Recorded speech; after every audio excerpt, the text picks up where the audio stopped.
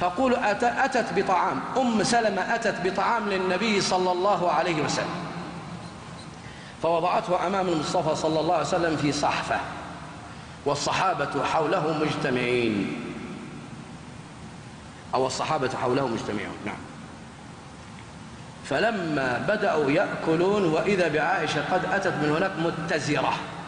تدريش معنى متزرة؟ شادة وسطها كذا بإزار، وفي يدها فهر شو؟ حجر. فأتت على تلك الصفحة ففلقتها بين يدي رسول الله وبين الصحابة، فانفلقت فلقتين وتناثر الطعام. إيش هذا المنظر يا عائشة؟ إيش هذا رضي الله عنك؟ رسول الله صلى الله عليه وسلم جالس والصحابة جالسون، ثم تأتي متزرة وفي يدها فهر كما في الرواية يعني حجر، فتفلق الصفحة فلقتين.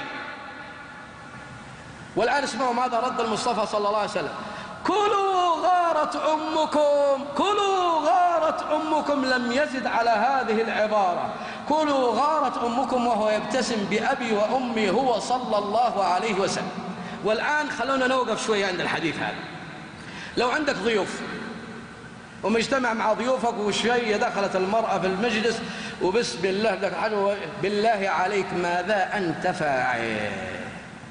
هذا محمد بن عبد الله خاتم الأنبياء والمرسلين بأبي وأمي هو صلى الله عليه وسلم، تكسر الصفحة أمام عينيه وبين صحابته، فلم يزد عن قوله كلوا غارت أمكم، كلوا غارت أمكم، وكأني به صلى الله عليه وسلم يكاد يطير من الفرح. أيوة من الفرح، لا تتفاجأ، لأنها بذلك أثبتت حبها للمصطفى إلى درجة الغيرة التي لم تتحمل أن تأتي امرأة زوجة من زوجات المصطفى وتأتي بطعام لتكسب حبه، فوجدت نفسها تثبت بطريقة أخرى: لا أقبل أن يشاركك فيها أحد يا محمد يا رسول الله. هذا معناها. ولذلك الرسول صلى الله عليه وسلم ما غضب، لأن بهذه الطريقة أبرزت مكانة المصطفى أمام صحابته صلى الله عليه وسلم. اثنين، هل